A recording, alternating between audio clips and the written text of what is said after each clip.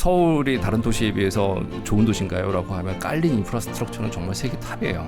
탑권이에요. 예, 대중교통 시스템, 상하수도, 뭐 병 났을 때 움직이는 그런 보건 시스템까지 해가지고 아무튼 도시 자체는 대도시에서 사는 사람들을 위해서 정말 서비스가 잘 돼 있습니다. 구축이. 근데 정치를 잘못하면 연비가 갑자기 확 낮아지는 거예요. 같은 돈을 들여서도 굉장히 많은 생산성이 나오고 일자리도 많이 만들고 산업도 발전시킬 수 있는데 이 좋은 장비를 갖고 정치가 안 좋으면 정말 그냥 기름 쓰듯이 그냥 가는 거예요. 에너지 쓰고 소모적으로. 도시 경영이라고 하는 거, 이 도시를 뿌려나가서 도대체 이 사람들을 가지고 다음에는 어떻게 생산을 만들고 뭐하고 하는 뭔가의 큰 브레인들이 필요한데 이걸 잘 못하면 그러면 이제 망가지는 거죠. 그러면 이런 그 주변의 도시들이 그냥 아예 행정구역상으로도 같이 그냥 들어오는 게 더 낫습니까? 아니면 이렇게 분리되어 있는 게 지금의 그 얘기 오늘 안 하기로 했잖아. 아니 이거 정책. 각 분야의 최고 전문가들을 모셔서 그분들의 깊은 인사이트를 들어보는 신과 대화. 오늘은 아마 우리나라 가장 큰 이슈가 아닌가 하는 생각이 좀 드는데요. 이 서울 이야기 좀 해보겠습니다. 두 번째 큰 이슈죠. 공매도가 좀. 네. 자, 부동산 이야기네요. 부동산 이야기일 수도 있고요. 예. 최근에 뭐 서울이 어디까지 확장되냐 이제 이런 얘기가 좀 있는데 뭐 저희는 정치적인 얘기 다 빼고 순수하게 좀 지리적으로 부동산적으로 어떻게 우리 서울은 포지셔닝을 하는 게 좋은지 뭐 이런 이야기를 한번 좀 나눠보도록 하겠습니다. 네, 메트로폴리스 서울의 탄생 저자시기도 한 지리학자 임동근 박사님 모십니다. 어서 오십시오. 예, 안녕하세요. 네, 어서 오세요. 반갑습니다. 메트로폴리스 서울이면은 더 크게 그런 얘기신가요? 아닙니다. 예. 경기를 하시네. 메트로폴리스라고 하면은 보통 메트로폴리스라는 어원 자체가 이제 식민지 도시를 갖고 있는 도시를 말해요. 네. 메트로폴이라고 하는 게 메트로폴리스가 거느리는 위성 도시가 있는 도시. 예, 그래서 메트로가 엄마란 뜻이거든요. 모으고요. 메트로가요? 예, 메트로가. 야, 우리 왜 그걸 예, 처음 알았지? 예, 맞아요. 그래서 지하철이 메트로 아닙니까? 그것도 쓰죠. 그래서 메트로폴리스 맨 처음에 나왔을 때의 개념 자체는 그러니까 식민지 도시가 있는 거죠. 예, 위성 도시가 있고 그리고 그 도시 때문에 먹고 사는 도시가 있다라고 했을 때 이제 그 큰 도시라고. 아니 뭐 그렇게 배운 것 같아요. 그러고 예. 보니까 고등학교 때 그런 식으로 배운 것 같은데 위성 도시. 또 메트로란 말을 다른 의미로 많이 쓰다 보니까 그걸 까먹어 버렸네 예, 완전. 그래서 이제 그 다음 말로 중추 도시 뭐 이런 말도 좀 쓰였고요. 중추 굉장히 도시. 핵심 도시로. 네, 네. 예. 그리고 이제 거기에 이제 행정적으로의 수도 개념이 같이 들어가면서 이제 좀 메트로폴리스 그러면은 좀 이렇게 큰 도시, 큰 도시. 그렇죠. 예, 이렇게 생각을 하는 거였죠. 예. 근데 뭐 나라마다 큰 도시 하나씩은 있고. 예. 뭐 우리나라도 그러니까 서울이 있는 거고. 예, 그래서 경제적인 메트로폴리스냐, 아니면 정치적인 메트로폴리스냐, 뭐 이런 식의 이제 앞에 수식어를 붙이는 경우도 종종 있습니다. 그냥 예. 큰 도시야 메트로폴리스가 아니고 예. 뭔가 이렇게 큰 도시가 있고 그 위에 이제 예. 유성 도시들이 있는 거느리는 도시. 요게 이제 예. 메트로폴리스의 예. 진짜 뜻인 거군요. 예, 그래서 이제 학술적으로는 제3세계의 메트로폴리스가 등장할 수 있어?라고 하는 게 굉장히 큰 이슈죠. 제3세계에. 예. 왜요? 왜 등장이 안 돼요? 인구가 엄청나게 많은데 예. 그 도시 때문에 먹고 사는 주변의 도시들이 있는가? 그럼 제3세계도 구조화되기 시작했다는 얘기거든요. 그 안에서 산업 지리학이나 이런 것들이. 그 뭔가 산업화가 예. 되어야 예. 위성 도시도 있고 예. 있지. 거대 도시를 다 메트로폴리스라고 얘기하진 않았죠. 그래서 그 대표적인 메트로폴리스들은 우리가 아는 만한 데들이 어디가 있습니까? 런던 같은 데 메트로죠? 예, 런던, 뉴욕, 뭐 도쿄 뭐 다 메트로폴리스라고 하죠. 뉴욕이 뭘 거느려요? 지리는 잘 모르지만. 뉴욕 많이 거느리지. 뉴욕에서 건드립니까? 엄청 건드리죠. 전 세계 돈을 다 건드리잖아요. 아니 그렇게 그런 거는 뉴욕이 건드리지만. 기본적으로 제가 좀 살아봐서 뉴저지, 코네티컷을 일단 거느리거든. 배우지 도시도 많죠. 네. 그리고 이제 뉴욕 시티 업 뉴욕이 있잖아. 예. 근데 시티 업 뉴욕 그 위로 가면 이제 뉴욕 주지만 뉴욕이 아닌 업스테이트 뉴욕이나 사실 롱아일랜드도 시티 업 뉴욕에 그쵸. 들어가긴 하는데 거기도 사실 배우라고 봐야 되는 거예요. 예. 같은 도시는 아닌. 예. 예. 그래서 뉴욕은 그 맨하탄이라든지 이런 쪽에서는 그 한 100분 정도 출근하는 그럼요. 있는 사람들이 엄청나게 많으니까요. 그 우리도 뭐 일산 파주 예. 있으니까요. 그런 식으로 이제 커져 있는 거죠. 서울은 이미 메트로폴리스죠? 예. 저는 서울이 위성 도시를 거느리게 된 이유가 그린벨트로 서울을 딱 묶어 놓으니까 예. 서울에 연접해서는 개발이 안 되니 어차피 점프해서 도시를 만들 수밖에 없고 그러다 보니 여기는 서울은 아니잖아 라는 생각이 드니 위성 도시가 된 거지. 그 사실상 서울이다. 그 그린벨트만 없으면 그냥 다 같이 묶여 있지 마치 인천처럼. 아, 예. 그런데 이제 떼어놓는 바람에 물리적으로 위성 도시가 예. 된 줄 알았는데 그게 아닌가 봐요. 위성도시 맨 처음에 만들 때는 그런 얘기를 했어요. 그 당시에는 진짜 그 뭐 집착이라고 해야 되나 전원도시에 대한 집착이 있었어요. 그래서 그건 지배층부터 해서 뭐 삼성 회장부터 해가지고 정치권의 고위부터 해가지고 농촌에 대한 그 전원도시라고 하는 곳에 내가 살 거야라고 하는 그 뭔가가 있었기 때문에 그런 생각들을 했었죠. 그래서 위성도시라고 했을 때도 그 당시에 이제 전원도시 개념으로 치면 전원을 계속 유지할 수 있는 방법은 도시가 높아지면 안 되고 붙으면 안 돼요. 계속 떨어뜨려야 되는 거죠. 외곽으로. 고즈넉한 도시를 원했군요. 그런 식으로 생각을 한 거죠. 거기 이제 뭐 한 2, 3층 주택 딱 지어놓고 예. 아파트 막 이런 거 아니고. 근데 실제로 위성도시가 우리나라에서 그렇게 기능했는가? 그렇지는 않거든요. 전혀 그렇지 않아요. 과천도 바로 붙어 있었죠. 잘 사는 사람들. 뭐 미금 뭐 이런 데도 마찬가지였고 실제로 그 위성도시라고 하는 그 기능을 갖다가 제대로 하는 거는 제1기 신도시 때부터예요. 일산 분당 만들어지고 나서부터. 그런 걸 진짜 위성도시라고 하는 거예요? 예, 그때부터 위성도시라는 개념이 이제 신도시라는 개념으로 바뀌었고 옛날에 위성도시 똑같은 부지 그 위에 그대로 올라갔는데 신도시가 별도의 도시인 건 맞는데 예. 서울과 경제적으로 뭐 예. 생활적으로 연결이 되어 있는 그렇죠. 예. 독자 생존이 잘 안 예. 되는. 그래서 옛날 위성도시 후보군이 그냥 지금 신도시 1기 신도시 2기 신도시 됐다라고 생각하시면 돼요. 예. 김포는 신도시 아니죠? 김포도 신도시 몇 개 있죠. 한강 신도시하고. 한강 신도시. 예. 그것도 이제 서울이랑 뗄래야 뗄 수 없는 거라고 봐야 되는 건가요? 그렇죠. 예. 나쁘게 말하면 침상도시라고 하고. 예. 배드타운. 예. 예. 그러면 이런 그 주변의 도시들이 그냥 아예 행정구역상으로도 같이 그냥 들어오는 게 더 낫습니까? 아니면 이렇게 분리되어 있는 게 지금의 그 얘기 오늘 안 하기로 했잖아. 아니 뭐 정치적으로 말고 말 나온 김에. 행정적으로. 아니 어차피 그러니까 긍정적으로 보자면 예. 뭐 총선 전략인 거는 인정하더라도 긍정적으로 보자면 어차피 서울 출퇴근하는 사람들이 사는 곳이면 사실상 서울 주민들인 건데 라고 봐도 무리 아닌데 예. 굳이 따로 해서 뭐 광역교통망 하려고 해도 서로 합의 안 돼서 못 하고 뭐 왜 그런 걸 굳이 하냐. 예. 그냥 다 합쳐서 같이 살면 되지. 그렇게 따지면 서울 자체도 너무 크긴 크죠. 그렇게 따지면 뭐 근데 좀 더 크면 뭐가 문제겠느냐 하는 생각도 할 수는 있을 텐데 타이밍이 이 타이밍이 아니라면. 예. 뭐 그렇게 가다 보면 이제 천안까지 가죠. 그렇죠. 저 동탄지나 천안까지 가서 그 이제. 구별을 어디쯤에서 짓는 게 좋아요? 그러니까 이게 정치적인 거는 나라마다 정말 역사적으로 달라요. 어디는 연방 정부다 뭐 이런 것처럼 이렇게 중앙 정부, 연방 정부 이런 것들이 다 복잡하게 있어서 그걸 하나로 이렇게 명쾌하게 논리적으로 풀어서 이게 좋아라고 정답을 내리는 경우는 극히 드뭅니다. 각각 나라마다 다 상황이 다르죠. 도시 그러면 혹시 뭐 옛날 역사 보면 한자동맹 이런 거 길드 뭐 이런 거에서 출발하잖아요. 그런 역사를 가진 도시를 갖다가 합쳐 뭐 이런 말을 갖다 쉽게 할 수 있는 그런 나라들은 별로 없었어요. 유럽이나 이런 쪽은. 감정적으로 서로 허용 안 될 수 있으니까. 예. 심지어 이제 시민 축구단도 다 따로따로 놀고 막 이런 그런 상황에서 정체성이 완전히 다른 것들을 행정적인 효율성만으로 이렇게 움직일 수 있는 그런 상황이 아닌 나라도 있고 신생 국가처럼 이렇게 막 붙였다 뗐다 할 수 있는 나라도 있는 거고 역사적으로 나라마다 정말 다양합니다. 지리 쪽에서는 그렇게 생각하지 않고요. 그냥 경제적으로 보는 거예요. 도시권이라고 해서 이미 도시 자체는 대중교통 발달하고 교통기술 발달하고 이러면서 통신기술 발달하고 하면서 네. 하나의 행정구역 안에 경제권만 갖고 그 경제 운영할 수 있는 시기는 네. 진즉이 지났어요. 그 다음부터는 여러 도시들이 그러니까 여러 도시들을 갖다가 왔다 갔다 하면서 하루에 파견 노동자들이 움직이는 그 물류차라든지 이런 것들 보면은 뭐 자기가 일하면서 행정구역을 갖다 몇 개를 움직여야 되는데요.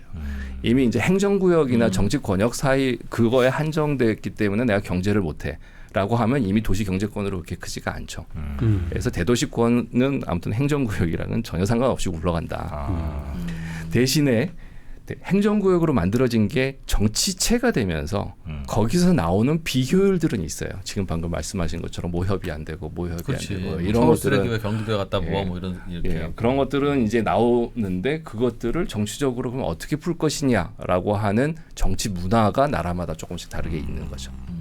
그러니까 우리나라도 마찬가지로 정치 협의체가 있었던 거고, 뭐 수도권에서는 뭐 이렇게 쓰레기도 왔다 갔다 하고 물도 팔당해서 오고 막 이러면서 이렇게 하나씩 또 한 번에 된 건 아니고 갈등도 나오고 그러면서 이제 사회적으로 계속 이제 조금씩 이제 발전시켜서 여기까지 온 거죠. 솔직히 말씀드리면 예전에 500만 서울일 때 수도권 상수도 공급하고 지금 2천만 지금 수도권에서 지금 물 먹는 이 공급하고 예. 그 용량 자체는 어마어마한 거거든요. 예전 같으면 예. 상수도 그 처리하는 그 댐에서 물 푸는 게 지금 4배 이상 늘어나야 되는 상황인 거예요. 옛날에 비해서. 자연환경은 똑같은데. 이런 것들을 어떻게든 극복을 해서 온 거거든요. 여기까지. 네네네. 예. 그러니까 그렇게 발전시키는 거죠. 그 우리 박사님 보실 때 그러면 그러니까 서울 행정구역 서울이야 뭐 저 어디입니까? 뭐 북쪽, 동쪽, 남쪽 다 있잖아요. 거기 말고 그냥 서울을 어디까지로 보고 계십니까? 대도시지리학 쪽에서는 대중교통으로 출퇴근하는 사람들이 있는 곳까지 하나의 경제권으로 봐요. 아, 그러면 경제적으로는 예. 그럼 진짜 먼데? 그럼 예, 저 멀죠. 동탄 동탄도 남쪽은- 예, 동탄은 동탄 이미 뭐 예. 예, 그렇고. 서울권역으로 봐야 되고. 예. 그렇게 따지면 이제 온양에서 출퇴근하는 사람들이 얼마나 있을까? 아산배방에서. 인기가 예. 있을 수 있으나 예. 그래서 이제 그 비율을 갖고 정합니다. 어느 정도 이상 올라가서 유의미하게 거기 사는 사람들의 일자리가 서울이랑 정말 밀접해졌다. 아니 진천을 한번 갔어요. 충북 진천이요? 충북 진천을 몇 년 전에 뭐 강연이 있어서 한번 갔는데 거기도 혁신도시라고 몇몇 그 정부 기관 투자 기관이 내려가 있더라고. 네. 뭐 한국 표준원인가도 뭐 교육개발평가원도 거기 거기 또 있죠. 예. 그래서 이제 내가 물어봤지 그 어레인지 한 그 담당 부처 예. 그 어떻게 저기 여기서 생활하세요? 그랬더니 출퇴근해요. 그러더라고. 서울에서? 애매하다는 거야. 반은 거기 그냥 근데 살기는 그렇고 그냥 통근버스로 출퇴근한다고. 아, 통버스가 다녀요 또? 통근버스 있다고. 아, 그래서 진천까지도 출퇴근을 하시니까 여기도 수도권인가 그런 생각을 하죠. 진천이 좀 특수하긴 하죠. 예. 그러니까 뭐 예를 들면 우리가 흔히 생각하는 일산이라든지 뭐 어디 부천 이건 당연히 수도권. 거기 당연히 이제 수도권으로 보시는 예. 거군요. 예. 그러니까 그 서울권, 예. 그래 애매하죠. 파주는 파주도 서울권이죠.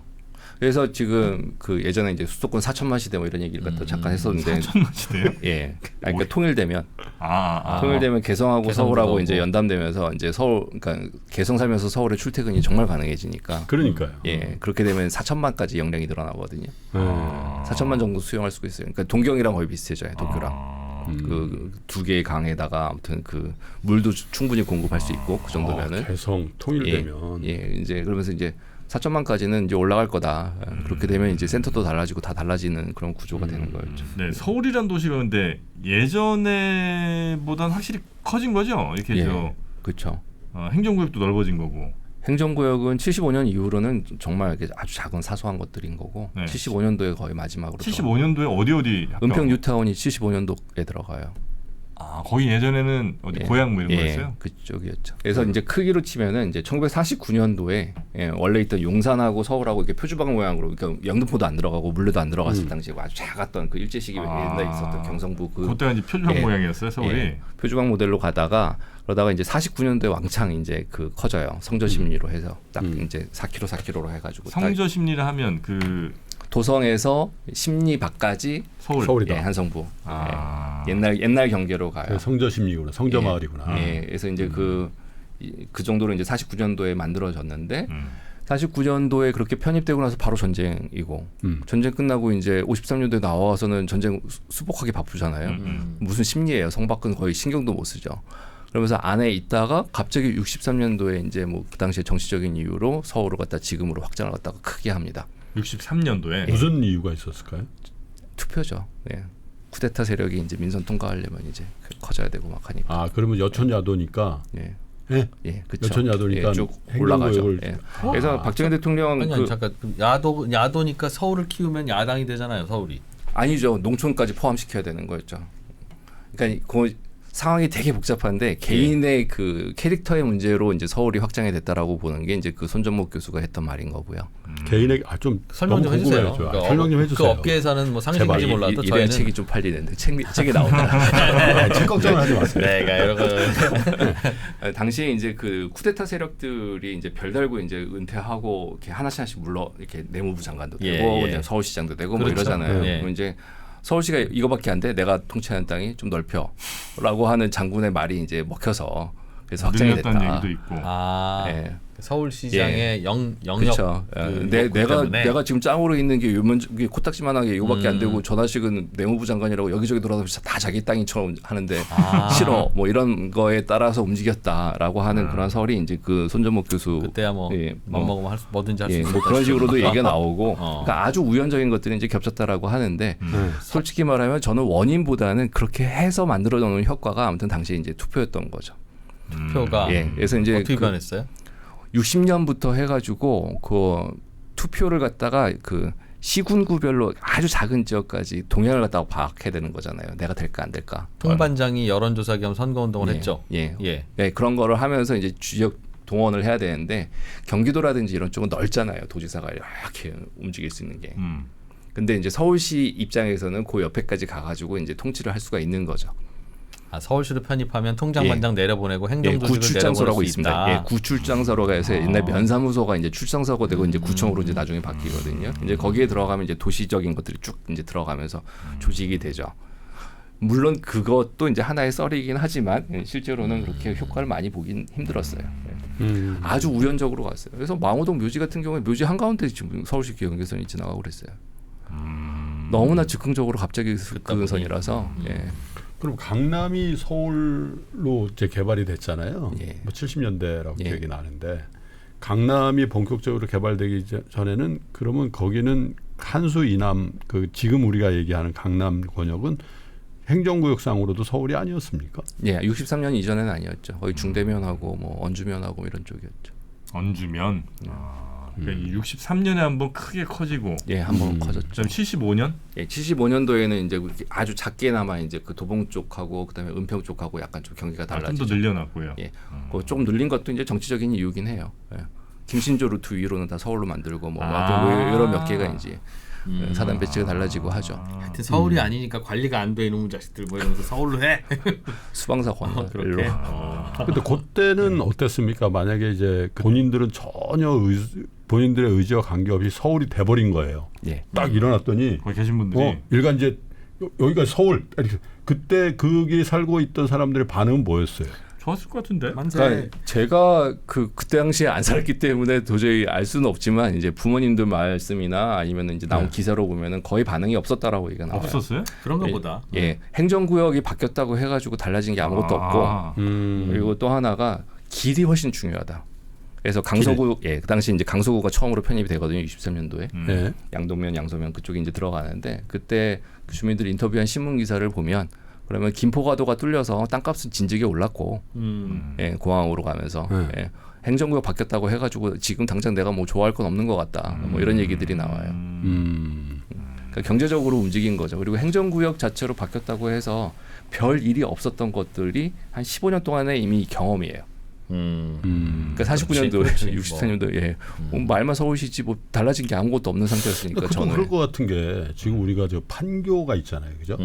성남시에 있는 뭐 판교동이죠, 판교동. 분당구 판교동. 분당구 판교동인데 만약에 판교가 판교구였다면 예를 들면 송파구 뭐 판교동이었다면 지금 아파트 가격보다 더 비쌀까?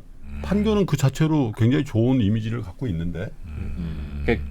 그 모든 게 이제 지방자치단체가 만들어지고 나서 95년도에 동시선거 만들어지고 나서부터는 완전히 다른 세상입니다. 그 이전에는 뭐 군사정권이고 되게 뭐 효율적으로 내후가 할 수도 있고 했겠지만 그 다음부터는 정치적인 문제죠.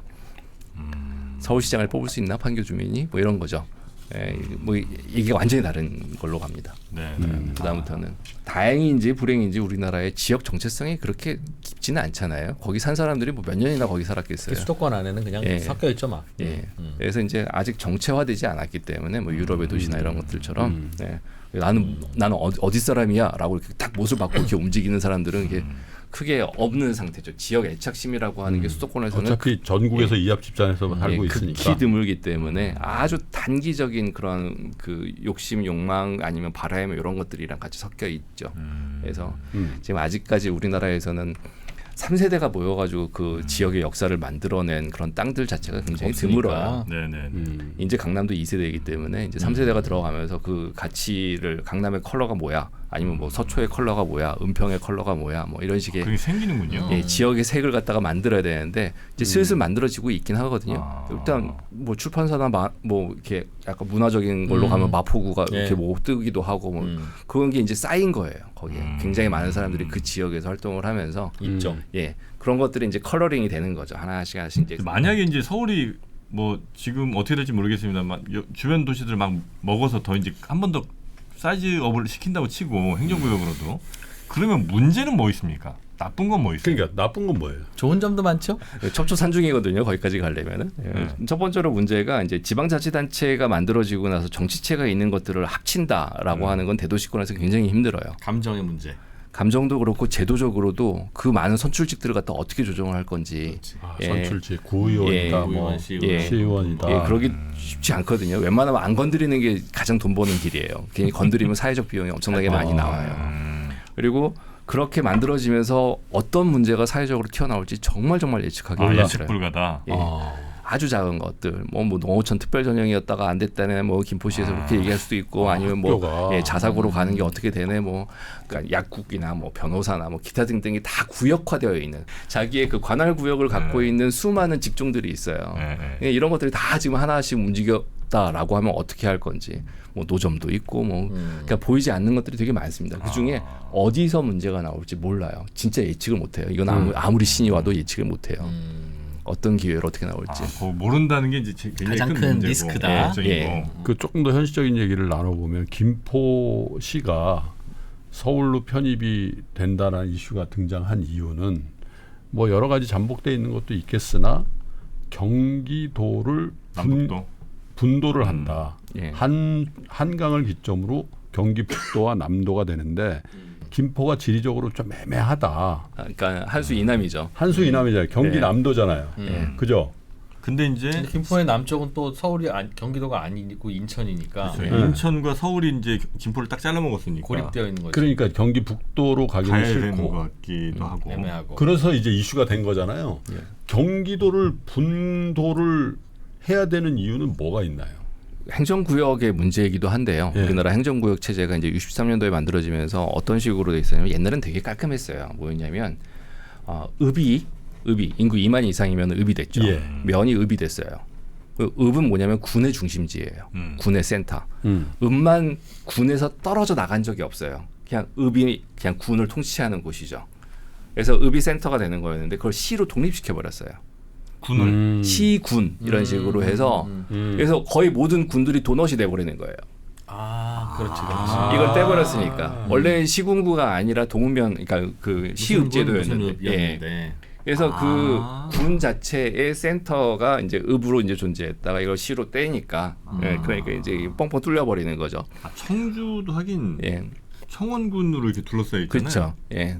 그래서 이제 그렇게 되는 그러네. 것들이 이제 문제가 되는 것 중에 하나가 이제 광역시가 이제 그걸 비슷하게 이제 간 거죠. 그렇죠. 도에서 광역시를 떼버리니까. 전원함도에서 광주 떼고 나면 나머지 도넛이고. 예, 도넛으로 가는 거죠. 그렇게 되면은 광주 입장에서 보면은 영토 통치하기 되게 이상한 거예요. 그거는 앞에 있는 광주 광역시를 무시하지 못하는 거죠. 전라남도가. 그렇지. 예. 그러니까 그런 식으로 이제 그 행정구역 자체가 이렇게 나뉘어지다 도넛이 보니까 돼버리는구나. 예, 안 되는 거죠. 그래서 그것도 이제 역사적으로 그렇게 간 거죠, 우리는. 근데 원래 제대로 했으면은 서울시도 경기도 안에 있어야죠. 그렇죠. 이 지리적으로 안에 있으니까. 예, 경기도가 이렇게 있고 그 안에 서울시라는 게 있는데 경기도의 권한 중에 일부를 서울시에 위탁을 해주는 거죠. 특별시로. 최종적으로 승인은 경기도가 하고. 예. 아니면 경기도 패스하고 그냥 바로 올릴 수 있게 한다든지 이런 식으로 하면서 갔으면 보다 효율적이었겠죠. 그러고 보니까 그런데 예. 뉴욕시가 있는데 그렇죠. 그게 뉴욕주 안에 있거든. 예, 그런 식으로 돼 있어요. 예. 근데 뉴욕주의 주도는 저 위에 얼바니에 있어요. 뉴욕시티가 아니에요? 아니지. 뉴욕주의 주도는 차로 한 3시간 북쪽으로 올라가면 알바니라고 있거든. 거기가 주도예요. 그래요? 우리가 알고 있는 미국의 10대 도시들이 주도인 경우가 거의 없어요. 네, 행정센터하고 워낙 그 괴리가 심해요. 근데 거의 없어요. 유럽은 또 다르죠. 유럽은 행정센터하고 그 경제센터하고 합쳐져 있는 경우가 굉장히 많죠. 그래서 이제 그 프랑스도 일드 프랑스라고 해서 우리나라 경기도 같은 게 있는데 그렇죠. 예, 그 안에 파리가 있는 파리가 거예요. 있죠. 예. 그런데 그런데도 불구하고 이제 법이 바뀌어가지고 파리시는 특별한 그 지위를 가져요. 서울특별시도 그래서 특별하고 근데 지방광역시도 다 그래서 특별하죠. 특별한데 이제 그렇게 되면 이제 그 도 안에 있다라고 주변이 해서 문제가 되네. 도의 권한이 있고 시의 권한이 있는 거고 경제와 관련돼서는 시가 마음껏 해라. 도가 터치 안 할게. 그래서 파리를 예. 런던보다 훨씬 작은 도시로 얘기하는 분도 있는데 아까 말씀하신 교수님 그 지역까지 하면 파리가 작지 않다라고 인터프랑스. 얘기하는 분들이 거기도 인구 2천만까지 아니고 1,500만 정도에서 1,800만 정도의 경제 활동 인구가 있죠. 그 주변으로. 파리 주변에 또. 예. 대도시권은 그러니까 전 세계적으로 대부분이 다 한 2천만 정도씩은 갖고 있어요. 아 그래요. 예. 서울도 지금 뭐 2천만 경기도 한 합치면 2천만 2천만. 예. 2천만 좀 넘을 수도 있죠. 예. 그래서 이제 거기서 온 문제점들이 지금 쌓여서 이제 경기도가 나뉘었네. 뭐 북부네 뭐네 이런 식의 얘기까지 도나츠를 행정지 구역으로 이렇게 해서 관리를 하려면 너무 머니까 예. 지리적으로 멀고 손이 안 예. 가고 하니까 예. 그 도나츠를 반으로 나누자는 건 예. 자연스럽게 나올 예. 수 있는. 그래서 그 경기도지사가 서울시 땅을 갖다가 거치지 않고 자기 영토를 통치할 수 있는 상황은 아니죠. 지금 그렇죠. 무조건 예, 지나가야 예. 되는 상황이거나 아니면 거꾸로도 다른 데도 마찬가지고 그러니까 좀 이상한 거죠. 지금 있는 형태는. 근데 그것도 행정구역인 거지. 실제로 수도권에서 아까도 말씀드렸듯이 네, 행정구역 때문에 이 도시가 발전하는 걸 발목 잡고 있어라고 하면 그 도시는 정말 망해가는 거예요. 아니 이제 예. 그 아까 제가 질문 드린 게 분도 경기 북도와 경기 남도를 나누자라고 할 때 이해관계를 좀 생각해 보니까 주로 이제 산업시설이라든지 또 주택의 경우도 고가권 주택이라든지 집합 건물이라든지 이런 게 경기 남도에 집중돼 있잖아요. 그죠?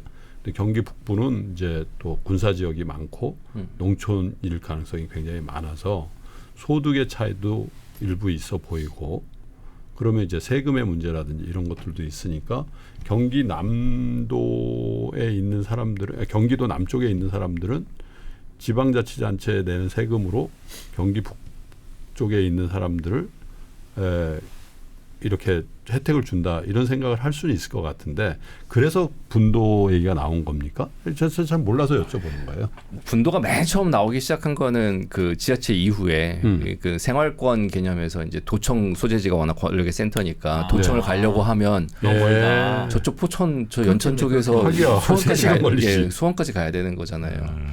뭐 등본이라도 뭐 하나 띄려면 예, 그래서 이제 제2청사 놓고 하고 이제 그 완전히 다른 쪽에서 이제 통치하는 거에 대해서 그걸 합리적으로 바꿔야 된다라고 하는 그 의식이 정말 옛날부터 있었던 것 같아요. 그래. 예, 50년대, 60년대, 70년대 지치면서 내가 속한 도가 저렇게 멀다라는 거는 그렇죠. 소외감도 느끼는 거고 뭐 예. 그래서 제가 궁금한 거는 경기 남도와 경기 북도의 문제뿐만 아니라 강원도도 영동이냐 영서에 따라서 완전히 다른 생각할 거죠. 속초, 주문진, 강릉과 춘천이 뭐 춘천 원주와 이제 그 무슨- 강릉 이쪽이랑 또 예. 그렇지. 그리고 말투도 다르고 예.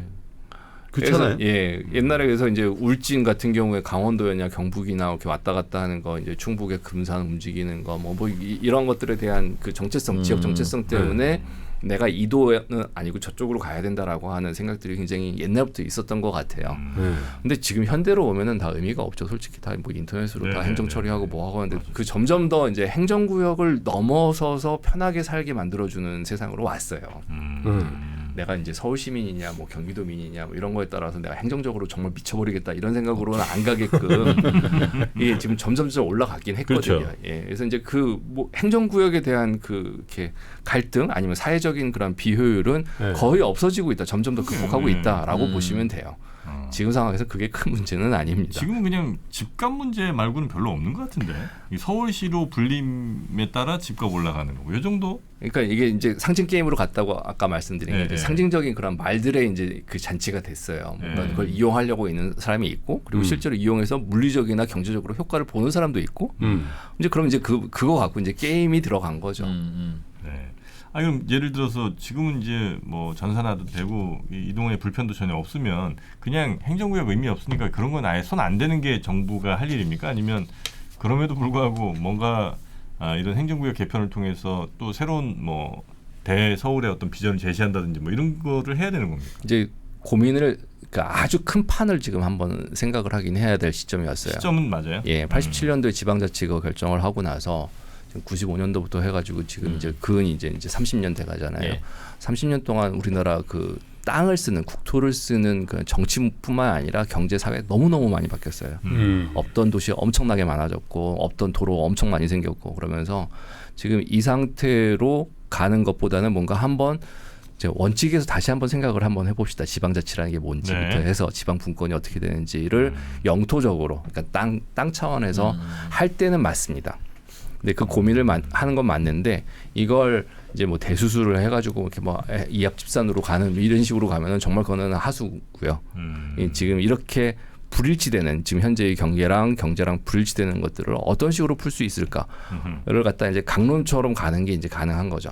그래서 예를 들면 서울에서 천안하고 뭐 이쪽까지 움직이는 것, 뭐 그 KTX만 지금 움직였는데 거기서 이제 출퇴근 통행권을 갖다가 아예 뭐 회사나 아니면 이렇게 경제적으로 해가지고 가능하게 만들어준다든지, 그러니까 통근 비용을 갖다가 KTX까지 넓혀가지고 어떤 식으로 지원을 해준다든지, 뭐 의료보험, 직장 의료보험하고 어떤 식으로 바꿀 건지, 그러니까 영토를 넘나들면서 사람들한테 혜택을 주는 서비스들을 갖다가 좀 괜찮게 해줘야 되는 거죠.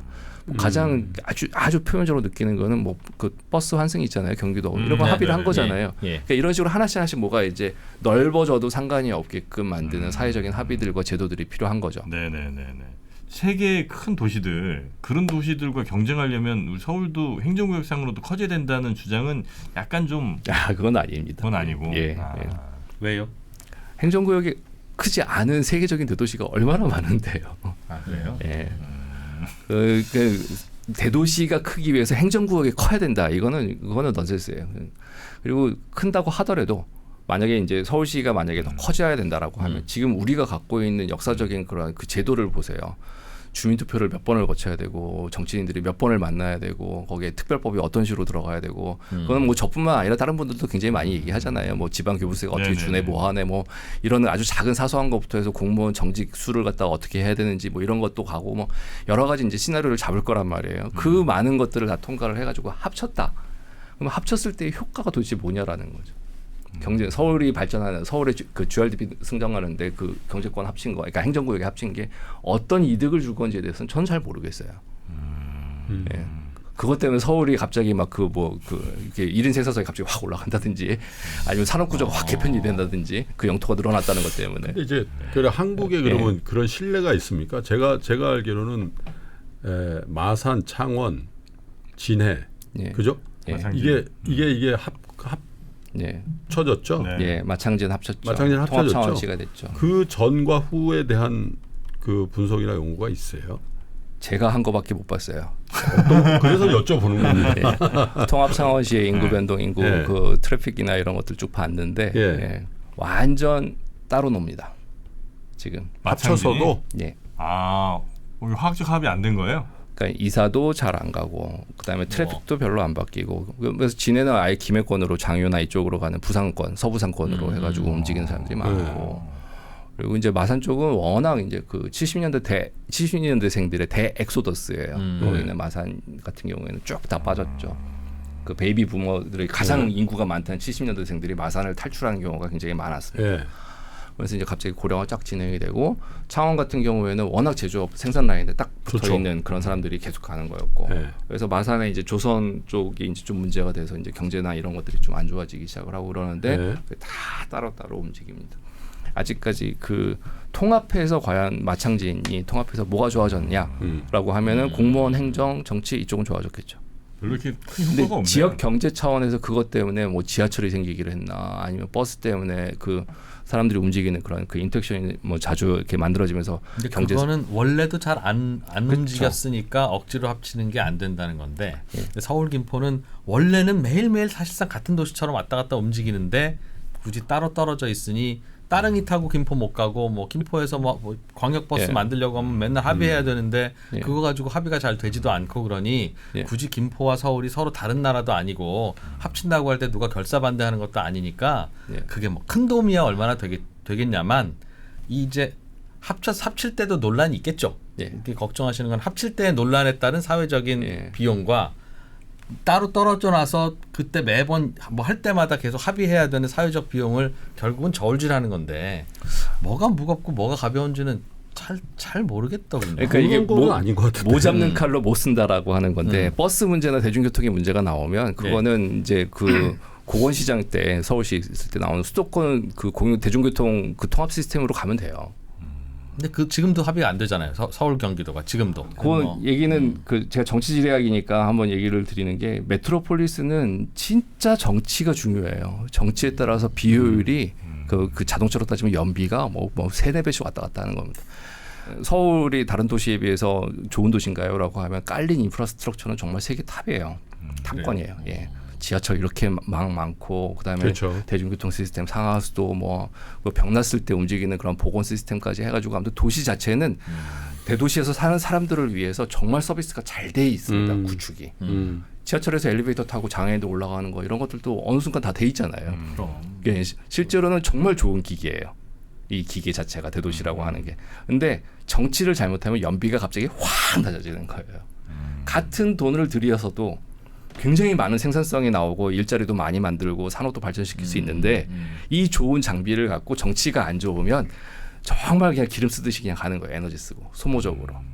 그래서 그 대도시로 들어가면 이 도시 경영이라고 하는 거, 이 도시를 꾸려 나가서 도대체 이 사람들을 가지고 다음에는 어떻게 생산을 만들고 뭐하고 하는 뭔가의 큰 브레인들이 필요한데 이 경영체, 지식 경영체들이 필요한데 이걸 잘 못하면 그러면 이제 망가지는 거죠.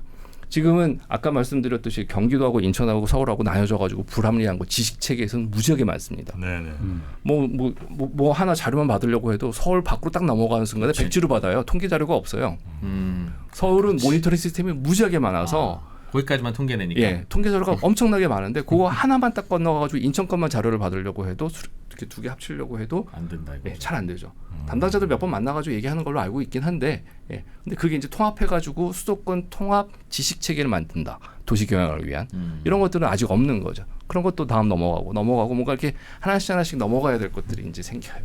근데 교수님 말씀이 이제 그런 필요성이 전혀 없다고 할 수는 없으나 예. 그러나 그런 거를 진짜 하려고 하면 전체 어떤 전체 국토의 어떤 전체적인 그런 행정구역상의 변경이라는 어떤 그런 화두를 던지고 그 안에서 국도의 효율성이 뭔지에 대한 논의가 먼저 진행이 그쵸. 된 다음에 예.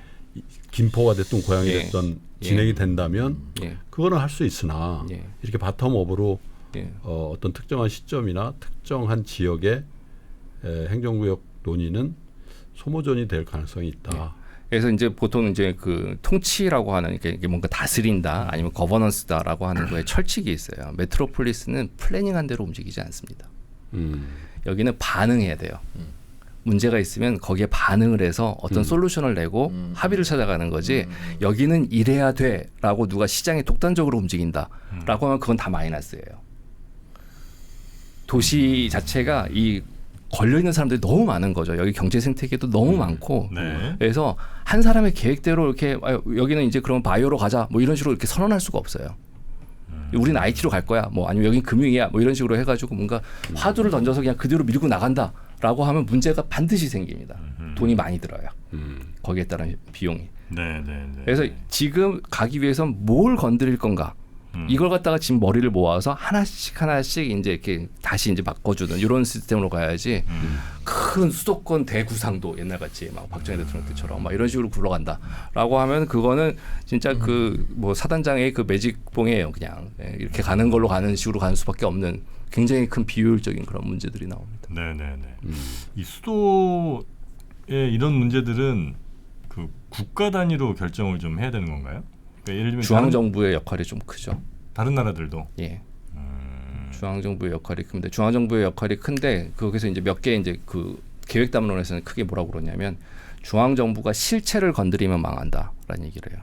예를 들면 우리는 IT를 할 거야라고 하면 그럼 IT를 어디다 놔야 돼?라고 실체를 건드리면 망하는 거예요. 아, 방향만 이야기하고. 방향과 절차를 얘기를 해서 우리가 갈 곳은 저기다.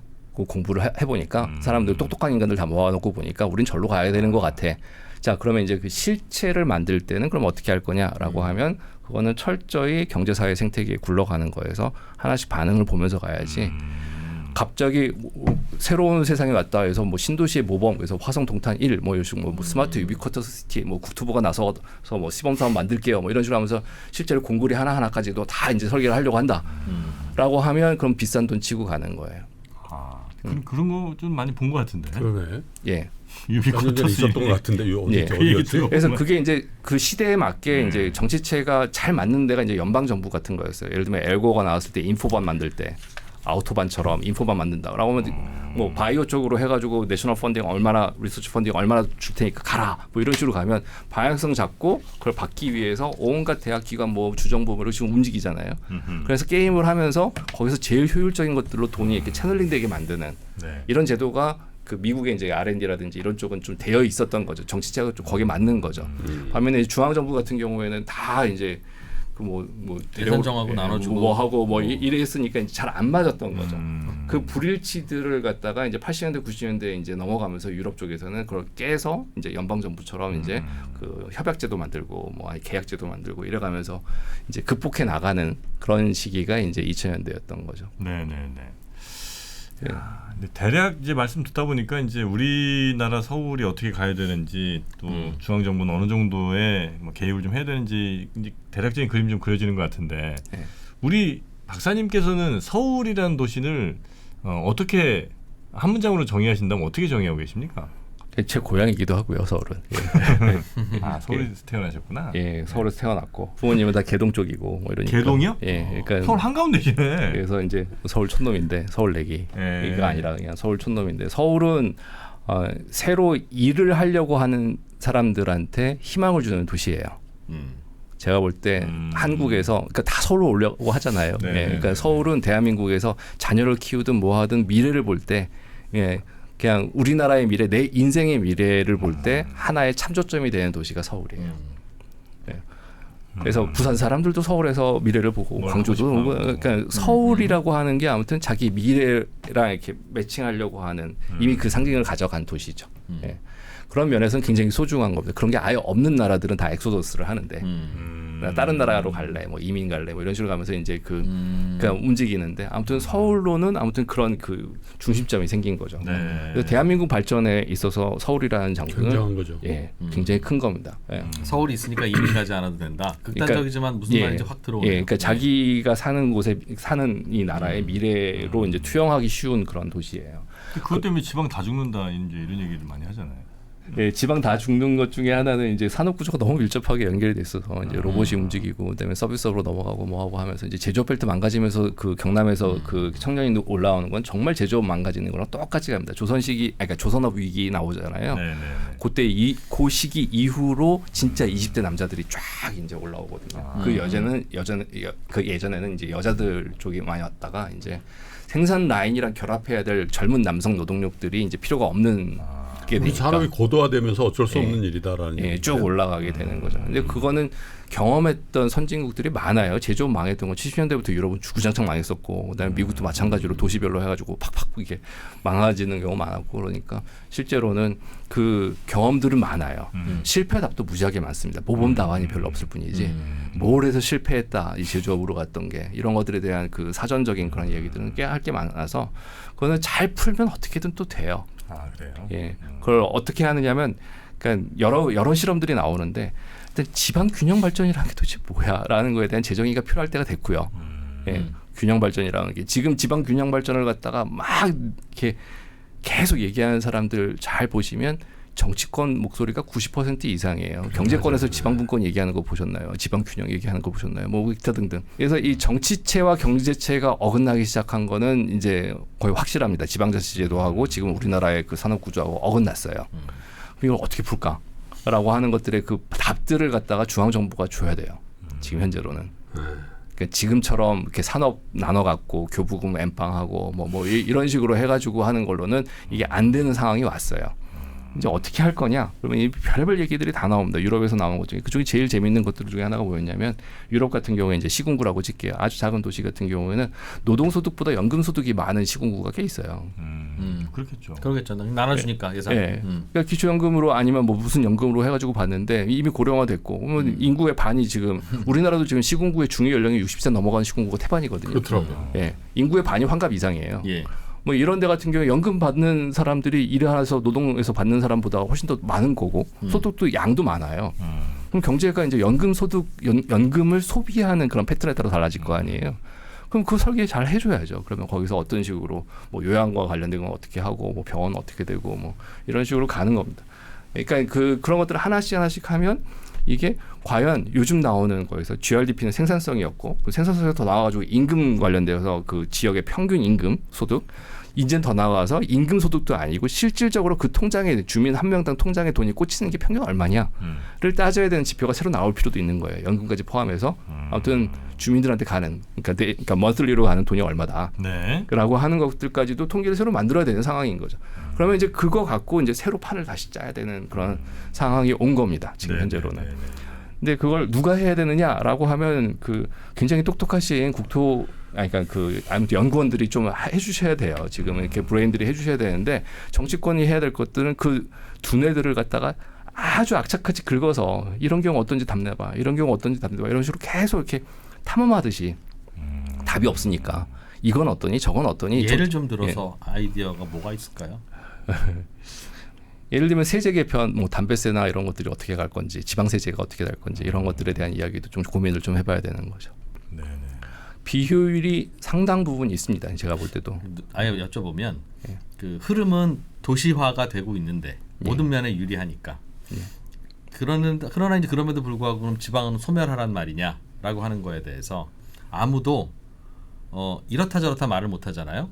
행동은 그렇게 하지만 그래 소멸하란 말이야라고 말하기도 너무 어렵고 아닙니다 살려야 됩니다라고 하자니 아무 행동을 잘 안 하고 있고 잘 될 것 같지도 않고 개인적으로는 살리는 방향 쪽으로 가는 게 맞아요? 아니면 이쪽으로 가되 부작용을 줄이고 뭐 이런 쪽이 맞아요? 어떻게 갈까요? 그 방향이 누가 하면 이쪽 누가 하면 이쪽이니까 왼쪽이 잡으면 이쪽으로 가고 오른쪽이 잡으면 이쪽으로 가니까 갈팡질팡하다가 아무것도 안 되잖아요. 지방 소멸이라고 하는 것, 소멸 지수 만들고 그다음에 그 이제 인구 감소 엄청나게 이제 인구 감소 하니까 그 지역에 대한 얘기들 나오는데 실제로 인구 감소 지역, 인구 소멸 지역 뭐 이렇게 나오는 곳에 돈이 들어가는 그 돈을 받으시는 그 지자체들 그 지역에 사는 사람들의 생활비가 얼마인지 통계를 갖다 보고 싶어요 저는. 너무 과도하게 가는 거 아니냐? 아니 있는지 없는지 그러니까 소멸이 문제인 건지 아니면 그 사람들이 지금 먹고 사는 게 문제인 건지 단순히 인구가 적어진다라고 해가지고 그러니까 내가 지금 10만 마을에 살다가 갑자기 이제 인구가 줄어서 5만 마을에 산다라고 하면 그 사람한테 폐가 뭐가 되는 거냐는 거예요. 일단 의료 서비스 생각할 수 있고 이제 생필품 관련된 시장에 뭐 이런 것들 그런 것들을 갖다가 어떻게 극복할 건지에 대한 이야기만 하면 되는 건지 아니면 그 지역에 잘하는 애들이 있긴 있는데 얘네들을 이 근처에서 일자리를 줘가지고 그 지역에서 계속 살게 할 건지 뭔가 이렇게 그 소멸이다 하고 해서 위험인 게 아니라 소멸 지역에 사는 사람들은 어떤 어려움이 있냐라는 거예요. 진통제 처방인지 영양제 처방인지를 해야 된다는 말씀인데 그래서 어떤 것들은 세계 경제 때문에 어쩔 수 없이 갈 수가 있어요. 예를 들면 청년 같은 경우는 전 세계적으로 그 메트로폴리스에 10대 20대 몰리는 것들은 거의 대부분이 다 지금 문제거든요. 어느 나라나 문제예요. 특히 20대 30대 여성의 그 대도시 메트로폴리스 집중은 놀랄 만큼 지금 빠르게 진행이 되고 있어요. 전 세계가? 예. 왜냐하면 산업 구조가 그렇게 돼 있어요. 예. 산업 구조가 그렇게 돼 있고 그다음에 이제 그 결혼 문제나 이런 것들이 이제 굉장히 이제 그 제3세계나 이런 쪽에서도 이제 그 뭐 피임부터 해서 미디어라든지 이런 식으로 해가지고 이제 그 문화 자체가 달라지고 있고 뭐 종교의 힘이나 이런 것들도 있고 그래서 갑자기 이제 20대 30대 여성들이 전 세계적인 그런 그 경제 돌리는데 굉장히 큰 역할을 합니다. 그 중에 저희 굉장히 많은 것들 먹고 있어요. BTS 한류부터 시작해가지고 굉장히 다양한 그 K-팝으로 이렇게 붙는 것들이 그 소비 트렌드랑 같이 가는 겁니다. 그 주 소비가 이제 20대, 30대, 40대까지 가는 그런 그 여성들 파워예요. 그리고 우리나라 그 결혼을 안 해가지고 뭐 이렇게 뭐 애도 안 낳고 그래서 좀 나왔다고 하는데 솔직히 말씀드리면 2010년대 이후부터 시작해가지고 그 대도시 서울의 경제에서 그 결혼을 안 했기 때문에 소비력으로 나온 경우가 무지하게 많습니다. 마포구에 가서 이제 서비스업 한번 보세요. 저기 있는 양반들이 애 때문에 지금 교육비에 몰빵하고 있을 때 저 소비가 나올 수 있는지. 그러니까 실제로 도시 서비스, 도시 상업 뭐 이렇게 나오는 거에서 이 만혼이라고 하는 아니면 비혼이라고 하는 경제가 분명히 존재를 합니다. 그 덕분에 예, 그렇게 돈이 굴러가는 경우가 굉장히 많아요. 그렇겠네요. 예, 그러니까 이걸 어떻게 해석을 할 건지에 대해서도 좀 고민을 좀 해봐야 되는 거예요. 그래서 지방의 그 소멸 지역에 있는 그 청년들이 서울로 온다라고 하면 뭐 그럴 수 있다라고 쳐요. 그러니까 어쩔 수 없이 일자리가 서울 포털로 가니까. 예. 지방에서 일을 하더라도 일자리 공고는 서울에 나는 시점이에요. 예. 그러니까 그만큼 이제 청년들이라고 하면 와야 되는 상황이 된 거죠 이미. 지방에서 소식이 완전히 뒤처지니까. 그렇다면 그러면 걔네들이 다시 생산 라인에 붙여가지고 공장 저기 있으니까 뭐 예를 들면 네이버에 무슨 데이터 센터 저기 있으니까 저기 가서 일해라라고 전국으로 찢어 놓을 거냐, 아니면 계속 돌릴 거냐. 서울에 살면서 그냥 계속 돌면서 그냥 일을 해라 이렇게 뭐 이런 식으로 갈 거냐, 지역 순환 모델로 갈 거냐, 아니면 권역 순환 모델로 갈 거냐, 뭐 이런 것들에 대한 이야기들을 갖다가 조금씩 할 때가 된 거죠. 그 마을에 뭐 예를 들면 강원도에 있는 모 도시에 지금 인구 3만 명대로 내려간 아주 작은 도시가 하나 있는데 그 도시에 청년들이 살 수가 없어요. 살 수가 없으면 굳이 여기서 정주체제로 주민등록이 있어야지만 되느냐? 여기는 계절별로 해가지고 시즌별로 해서 젊은이들이 빠글빠글하게 만드는 산업으로 만들면 되잖아요. 굳이 상주 인구를 거기 모아올 필요는 없어요. 돈을 거기서 쓰면 되니까 거기서 액티비티를 하고 젊은이들이 만나고 이런 기회만 있으면 되는 거지. 거기 상주 인구로 주민등록 들어가 있는 인구를 갖다 뺏으려고 해가지고 시 카운팅, 그러니까 시에 뭐 이렇게 승격 카운팅하고 뭐 이런 걸로 할 필요가 없는 상태인 거거든요. 네네네. 그러니까 구석구석 생산의 힘이 전국으로 돌면 되는 거지. 그걸 갖다 굳이 인구를 나눠서 고정된 곳에 있어라 개념으로 갈 거냐라는 것도 고민을 좀 해봐야 돼요. 네네. 왜냐하면 젊은 애들은 대도시에 있는 게 압도적으로 유리하거든요. 그렇죠. 예. 마지막 질문입니다. 전국에서 그래도 내가 제일 살고 싶다. 야 그래 그 전문가니까 이거 나는 노후에 내지는 뭐 직장과 무관하다면 직장이라면 어쩔 수 없이 서울이지만 어디 살고 싶으십니까? 예전에 그 모 교수님이 넌 동판교냐 서판교냐다 이런 얘기를 하더라고요. 어디로 가고 싶니? 그래서 뭐 다른 말로 해줄게. 그러면서 차 소리가 계속 나는 곳이 좋냐, 아니면 새 소리가 계속 나는 게 좋냐, 뭐 이런 얘기를 하더라고요. 그래서 결국은 이제 차 소리가 많이 나는 곳이 땅값이 비싸질 거고, 새 소리 쪽 하면 뭐 편하게 하겠지만 집값은 거의 안 오를 거고, 뭐 이런 얘기를 하면서 이제 이렇게 예를 들더라고요. 그래서 저는 둘 다 나는 곳으로 갈래요라고 이렇게 딱 얘기를 했어요. 제 고향이 딱 그렇더라고요 보니까. 개동이요? 예. 거기 궁이 있잖아요. 절대 개발 안 돼요. 앞에 뭐 문화시설 엄청 많잖아요. 거의 그러니까 이게 문화재라고 하는 것들이 그러니까 여기는 개발이 절대 안 되는 곳이야라고 하는 도시의 심장들 허파들이 몇 군데 있어요. 네. 그래 아주 핵심으로 가면 개발 안 되죠. 예. 땅바닥 뭐 나오면 중단해야 돼. 예. 팔판동 뭐 이런데. 그래서 그러니까 저는 거기가 훨씬 좋은 것 같아요.라고 생각이 들더라고요. 비싼데. 예. 그렇죠, 비싸죠. 비싼데. 그게 주택 쫓겨났죠. 같은 네. 한옥 같은 건가요 그러면? 아파트 못 지으니까. 단독들 있어요, 단독. 아니요, 아파트도 있어요. 몇 개 있고. 개동에? 개동은 아니고 그 앞에 이제 익선동하고 이런데 보면 이제 뭐 몇 개 있죠. 근데 그러니까 살면 어디에 살고 싶다라고 하면 이제 그런 데 살고 싶죠. 이렇게 저도 이렇게 귀소 본능이라고 원래 놀던 곳으로 가고 싶은 게 있으니까. 근데 이제 요즘 들어서는 종합병원 옆에 살고 싶다. 제가 병원 이제 옆에. 예. 그러니까 응급실을 몇 번 왔다 갔다 하고 뭐 이렇게 이제 생기니까 이제 가까운 게 장땡이구나. 자, 그리고 2%의 고향으로 가세요. 풍납동. 예. 그래서 이제 병원 옆으로 들어가는데 이게 정말 중요한 키워드 중에 하나입니다. 도시에 고령화될 때 메디컬 서비스가 어떻게 분포하느냐가 이제 하나의 이제 그 키가 돼요. 네네. 그래서 서울이 이제 고령자들 시니어들이 이제 갑자기 진위기수라고 해서 집중도가 갑자기 쫙 올라가고 있거든요. 예. 정말 놀라운 일이 40대, 50대의 공간 집중도처럼 60대, 70대 집중도가 올라가요. 노인들이 모여 삽니다. 이제 옛날엔 시골에 가면 노인들이 다 흩어져 있었어라고 하지만 이제는 노인들의 집중도가 그 젊은 생산 인구의 집중도랑 거의 비슷할 정도로 노인들도 모여 살아야 효율적이고 즐겁다는 얘기죠. 예, 진위계수가 만들어집니다. 그거는 이제 서비스도 그래야 집중되고. 요양원이라든지 이런 데서 빼고 그렇습니다. 요양원 때문에 이렇게 모여 있는 거 빼고도 노인들의 공간적인 집중도가 높아지면서 도시 쪽으로 아니면 어느 쪽으로 모여 사는 그러한 그 흐름들이 나와요. 근데 거기서 이제 불행이 출발인데 노인들만 모여 사는 곳은 가기 싫잖아요. 그렇지. 나도 노인이지만 거기 가기 싫지. 그렇죠. 예. 그런 면에서는 도시가 매력적이죠. 서비스 좋고 노인들이 모여 있어도 조금만 길 건너가면 젊은 애들이 있고 뭐 하고 이런 것들이 나오면서 도시가 시니어들의 그러한 그 생산의 장이 아니라 네. 삶의 장소로서도 워너비가 되는 그런 모델이 이제 나오기 시작을 하는 거예요. 아니, 물 좋고 정자 좋은데 없습니다. 왜 이렇게 욕심을 내십니까? 네.